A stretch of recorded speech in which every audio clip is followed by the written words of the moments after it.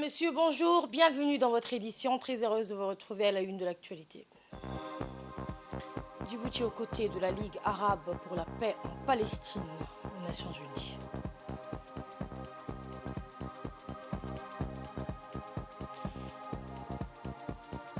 Et Antonio Guterres demande donc un accès humanitaire à Gaza.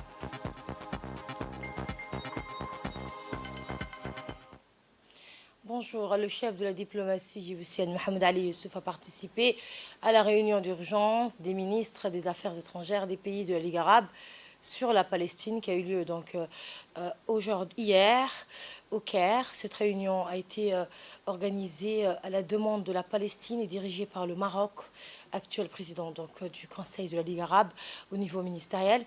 Lors de cette réunion, les ministres arabes des Affaires étrangères ont discuté de l'action politique au niveau arabe et international en vue de mettre fin à la guerre israélienne dans la bande de Gaza. Le chef de la diplomatie djiboutienne est accompagné d'une importante délégation comprenant l'ambassadeur de Djibouti en Égypte et son représentant permanent auprès de la Ligue des États arabes, M. Ahmed Ali Baré.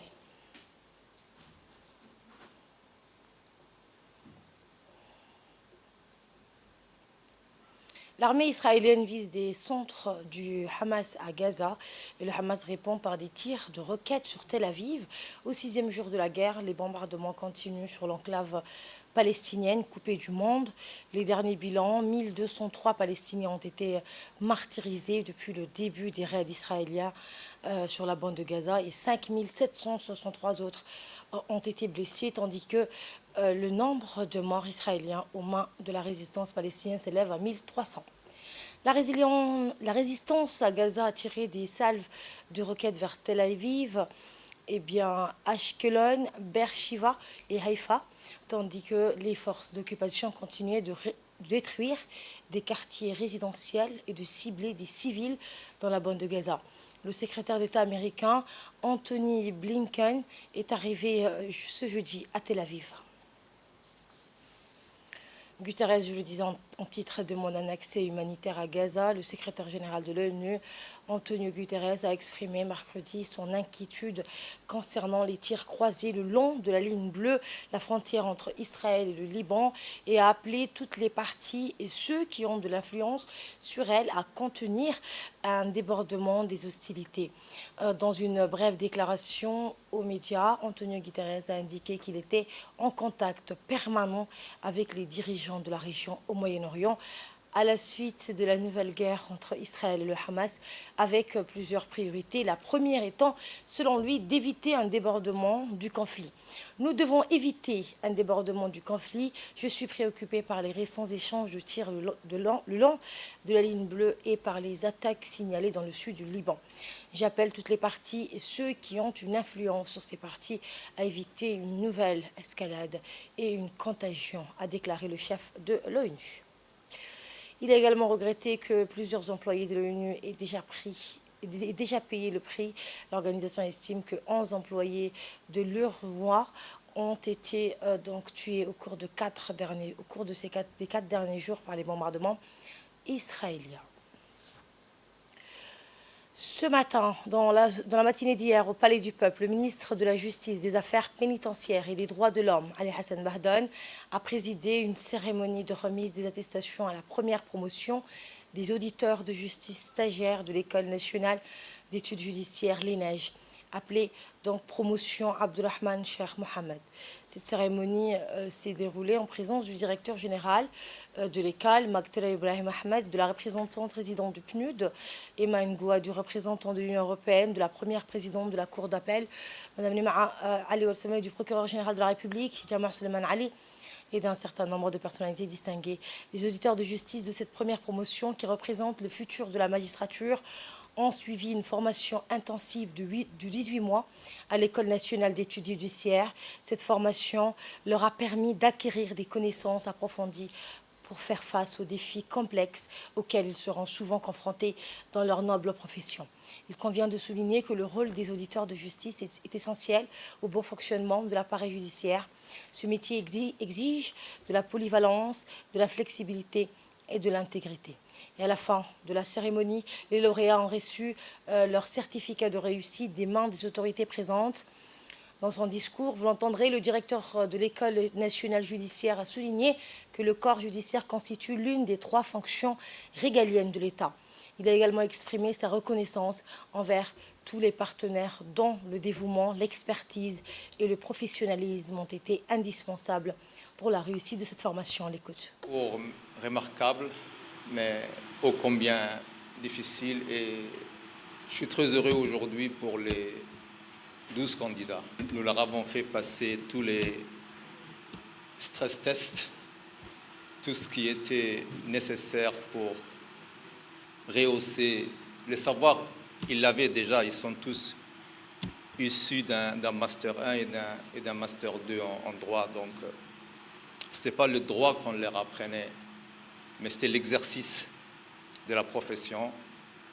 Et dans cet exercice de la profession, je remercie infiniment les magistrats, malgré leurs charges lourdes, d'être intervenus, de répondre constamment à nos sollicitations. La pédagogie n'est pas quelque chose de très simple, ce n'est pas aussi quelque chose de très difficile, mais c'est un savoir-faire. Ce savoir-faire, nous l'avons concrétisé la semaine dernière à travers une mission grâce aux partenaires qui sont présents ici, Madame la représentante du PNUD, Monsieur le représentant de l'Union européenne. Donc, à travers leur accompagnement, nous avons pu dépêcher une mission pour donner les outils. Je pense que les savoirs, tout le monde l'a. Maintenant, c'est comment transmettre ces savoirs. Et grâce à cette mission d'une semaine, nous avons effectivement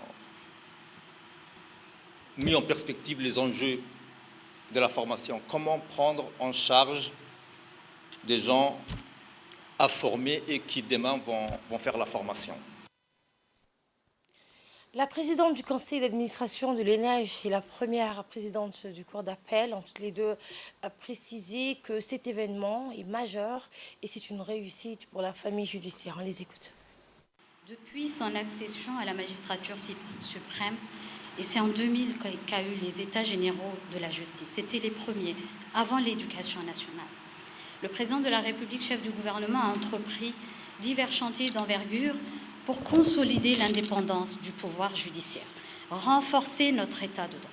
C'est dans cette perspective qu'a été créée l'École nationale d'études judiciaires qui vise à rehausser la qualité du service public de la justice, d'améliorer l'accès à la magistrature et à la formation des magistrats et de rapprocher la justice des justiciables. Comme vous le savez, la magistrature doit être un corps vivant, appelé à évoluer dans la société et capable de répondre pleinement à l'enjeu de la modernisation de la justice et de son adaptation aux transformations sociétales. Chers auditeurs, permettez-moi tout d'abord de vous féliciter pour la réussite de votre formation, de vous souhaiter succès dans votre carrière, qui sera au service des justiciables djiboutiens. Vous intégrez aujourd'hui la magistrature, vous l'intégrez, car vous avez réussi un concours exigeant. Je vous en félicite. Vous pouvez être fiers du travail accompli. Donc, je félicite encore une fois le directeur de l'école qui a vraiment mené cette mission à bras-le-corps, le ministre de la Justice, le président de la République qui a soutenu. C'est important qu'un pays ait son école. Vous êtes la première promotion, la promotion de notre regretté collègue Abdelrahman Cheikh. Donc, félicitations à vous et bienvenue dans la grande famille judiciaire. Cette famille judiciaire, il n'y a pas que les magistrats, il y a les avocats, il y a les huissiers. Nous sommes une famille unie, mais une famille professionnelle. Donc c'est une lourde responsabilité qui est sur vos épaules à partir d'aujourd'hui. Prenons la parole, le ministre du Travail, M. Omar Abdi Saïd, a mis l'accent sur l'importance d'un pays de disposer d'une structure de formation judiciaire telle que l'École nationale judiciaire en valorisant ses capitales humaines. Voici un extrait de son discours. C'est pour moi un réel plaisir de participer ce matin aux côtés de mon collègue Ali Hassan Bahdon pour cette remise des diplômes. Je sais tout à l'heure que le verset de Coran qui a été récité ici en dit long de vos responsabilités qui vous attendent. Je ne peux que vous dire qu'Allah vous facilite cette tâche. Vous êtes pour nous le fruit d'un long processus et j'espère que tous vous avez été à la hauteur durant ces 18 mois et vous récoltez ce que vous avez vous-même sémé. J'ai tout à l'heure entendu également que d'autres filières en suivront pour accomplir et finir le processus. Je pense que pour ma part, je ne peux que vous féliciter, vous dire bonne chance dans cette nouvelle carrière. Pour sa part, le ministre de la Justice, M. Ali Hassan Bahdon, a déclaré que cette cérémonie marque l'aboutissement de l'école et la vision audacieuse du président de la République de faire naître ici à Djibouti une première et nouvelle promotion. On écoute un extrait du discours du ministre de la Justice. Nous sommes persuadés, nous tous, que vous allez réussir parce que vous avez la foi d'abord. La foi dans vos croyances, votre intime conviction, vos valeurs et vous devez avoir la volonté d'être neutre et impartial dans ce que vous faites. Vous avez réussi à avoir une formation après une sélection difficile. Sur plus de 60 candidats, vous êtes les 12 qui sont là aujourd'hui en tant que magistrats. Cette cérémonie aurait peut-être plus de pression pour vous si elle avait lieu avant votre nomination. Mais là, vous êtes plus relax parce que vous êtes nommé au Grand Conseil des ministres après validation par le CSM. Donc vous avez certainement les oreilles bien ouvertes. Donc j'espère que vous avez bien entendu et retenu les conseils que vous donnent vos aînés.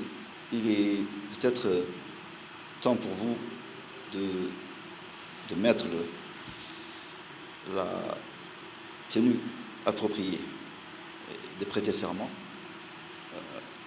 Donc vous allez jurer que vous allez faire votre travail en votre âme et conscience. Je voulais saluer le travail accompli par l'école, à commencer par le directeur général qui s'est battu pour que cette école donne aujourd'hui ses résultats. Aujourd'hui, vous avez fait, monsieur le directeur général, un travail remarquable, donc je tiens à vous féliciter. Je voulais dire aux magistrats en exercice, aux avocats et tous les partenaires du monde judiciaire que vous êtes, malgré que vous soyez magistrat, vous êtes encore leur responsable, leur parrain. Donc vous devez les conseiller, les orienter, les jeunes magistrats, leur donner les bonnes indications. Et notre équipe sur place a pu recueillir quelques réactions, dont celle de la majeure de cette promotion, donc appelée Abdulrahman Cheikh Mohamed. Voici son intervention. De l'institution qui a mis en place du coup cette école. Je suis très contente et je veux souhaiter le meilleur du coup pour les prochaines promotions qui vont nous suivre et du coup souhaiter le meilleur pour nous aussi dans notre futur emploi en tant que magistrat. Dans l'après-midi d'hier, une étape significative a été franchie pour Djibouti dans sa quête d'exploiter ses ressources naturelles et de stimuler sa croissance économique. Le président du Great Horn Investment Holding, Aboubakar Al-Hadi, a signé un protocole d'accord tripartite aux côtés de deux acteurs clés, le directeur général du Fonds souverain de Djibouti, Slim Feliani, et le directeur général de Sea Invest Afrique, Edouard Guillou. Cet accord révolutionnaire ouvre la porte à des opérations d'exportation de deux produits nationaux majeurs, le sel et la perlite, vers les marchés internationaux. Le port de Goubet deviendra ainsi la plaque tournante de ces exportations, renforçant ainsi la position de Djibouti sur la scène mondiale. Sea Invest, un opérateur de terminaux international spécialisé dans le vrac sec et le vrac liquide, a décidé de s'associer à Djibouti pour soutenir la vision du pays visant à exploiter ses ressources naturelles pour stimuler son économie.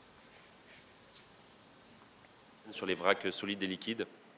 Et donc on est absolument ravis de démarrer une aventure djiboutienne avec des partenaires de cette qualité. La première idée, c'était vraiment de participer au développement djiboutien, participer à une nouvelle aventure économique. On y croit, on suit ce développement et voilà, encore une fois, on est ravis d'y participer. Et pour nos deux sujets, vrac et liquide, solide et liquide, écoutez, c'est une belle opportunité, un beau challenge. Il nous reste beaucoup de travail pour aller toucher les objectifs qui sont donnés. Ce partenariat promet d'avoir un impact positif sur l'économie du pays. De plus, le protocole d'accord ouvre la voie à SeaInvest pour co-investir dans l'un des terminaux de stockage de liquide en vrac du parc industriel de Djibouti Dameljouk. Ce terminal de stockage sera soutenu par l'infrastructure complète du parc industriel qui comprend le port de vrac liquide de Dameljouk. On écoute l'intervention du directeur général du Fonds souverain. Notre opportunité de rappeler que l'union fait la force et donc la solidarité est importante à l'échelle nationale et internationale. Donc à l'échelle nationale, nous avons Great Horn Investment Holdings. Donc bien évidemment, donc tout le monde connaît les infrastructures portuaires, logistiques, etc. au niveau de Great Horn Investment Holdings.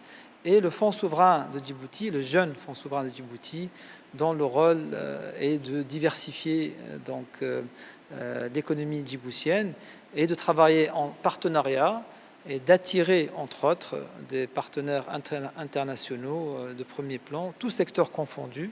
Et c'est là où, donc, à cette occasion, nous avons un nom très connu dans l'industrie SeaInvest, qui sont donc connus dans le monde opérateurs des ports dans plusieurs pays en Europe et en Afrique. Et dans ce cas-là, c'est l'industrie extractive du sel et de la perlite, donc autour du port de Goubet. À part ça, nous parlons également donc de Damerjo. Donc Damerjo, c'est également une zone très importante, une zone du futur pour Djibouti, mais c'est une zone du présent. Maintenant, on parle du présent, c'était, on va dire, un peu plus dans le futur, mais nous travaillons collectivement, main dans la main, donc au niveau national, Great Horn Investment Holdings et le Fonds souverain de Djibouti, tous secteurs confondus, comme je viens de le dire, mais très important dans ce sens-là de rappeler qu'à notre niveau, donc on se complète, une complémentarité, un travail d'équipe Djibouti et au niveau du Fonds souverain de Djibouti. Cet accord tripartite représente une étape majeure dans l'histoire de Djibouti, démontrant son engagement envers le développement économique et son ambition de devenir un acteur clé sur la scène internationale en matière d'exportation de ses ressources naturelles. Écoutons l'intervention du président de l'autorité des ports et des zones franches, M. Aboubakar Omar Hadi.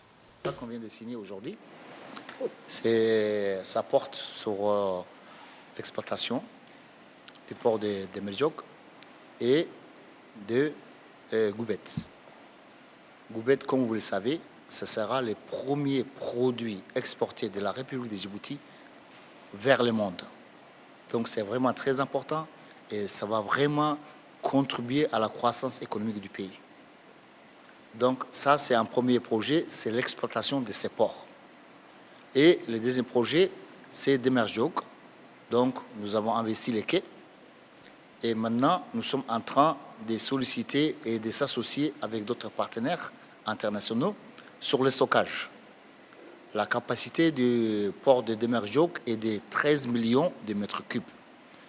Et pour ça, il nous faut 1 million de mètres cubes sur 12 fois de rotation.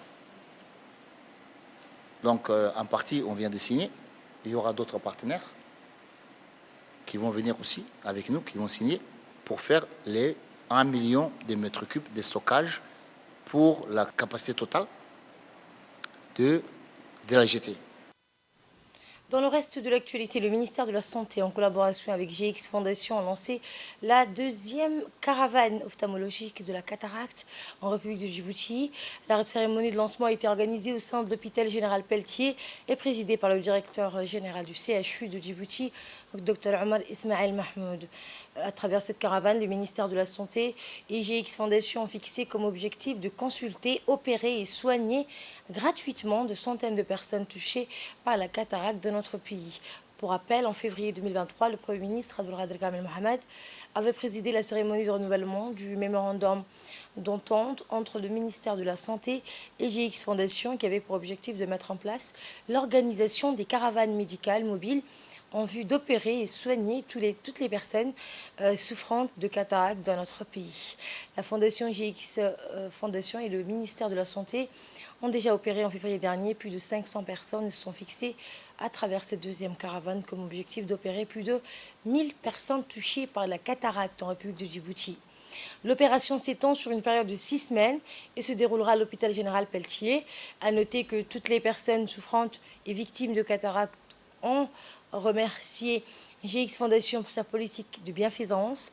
Pour le directeur général du CHU de Djibouti, Dr Omar Ismaël, il a indiqué dans son intervention que la cataracte est une maladie très fréquente dans notre pays causée par plusieurs facteurs entraînant une baisse de la vision. Il a lancé un appel à toutes les personnes souffrant de cette pathologie pour se faire consulter et opérer durant cette caravane. Il a souligné que cette initiative de la Fondation chinoise, qui est à son deuxième passage dans le pays, qui a constitue fortement donc un soulagement pour les personnes malades et mérite d'être encouragées. Et dans le cadre de leur stage d'immersion dans les classes préparatoires aux grandes écoles, les élèves de l'école d'excellence sont arrivés donc en France. Ces élèves encadrés par des responsables du ministère de l'Éducation nationale et de la formation professionnelle ont démarré leur stage d'immersion qui doit durer donc du 7 au 14 octobre 2023 au sein des écoles préparatoires de Paris, de Poitiers et de Nancy. Ce stage d'une semaine se fera aux côtés de leurs camarades français de deuxième année des écoles préparatoires de 3 lycées français, à savoir le lycée Louis le Grand de Paris, le lycée Camille Guérin et de Poitiers et le lycée Henri Poincaré de Nancy. Il s'agit d'une première en France pour des étudiants djiboutiens qui auront donc l'opportunité de suivre les cours et de s'immerger dans l'environnement académique de ces prestigieux lycées de référence en France. Les étudiants djiboutiens suivront les cours conformément aux emplois du temps de leur classe de deuxième année. Au cours de ce stage d'immersion, comme suit, à Poitiers, au lycée Camille Guérin, mathématiques et physique, à Nancy, au lycée Henri Poincaré, la littérature, ces jeunes talents bénéficieront ainsi d'une expérience fructueuse et enrichissante au sein des écoles préparatoires françaises. Et à la une également, lancement donc d'un projet d'accès à l'eau potable et de résilience au changement climatique à TWE. Et bien, hier, dans la salle de conférence du Conseil régional de Dikil, l'association des jeunes communautaires locales, sous la direction éclairée de son président, Mohamed Ibrahim Guil, a organisé une cérémonie de lancement de projet d'amélioration de l'accès à l'eau potable et à la résilience au changement climatique. Et pour les ménages nomades et semi-nomades de la localité de TWE, située dans la région de Dikil. À la une également, donc, au Nigeria, la filière aquacole pourrait générer 9000 emplois d'ici à 2035. Au Nigeria, l'aquaculture démontre son potentiel de création d'entreprises et d'emplois, notamment pour les femmes et les jeunes. Selon le Bureau national de la statistique, 9000 emplois pourraient être créés par le secteur d'ici 2035. Bien qu'elle puisse créer des centaines d'emplois, l'aquaculture nigériane est encore largement inexploitée et elle dépense chaque année des milliards de naira pour importer du poisson.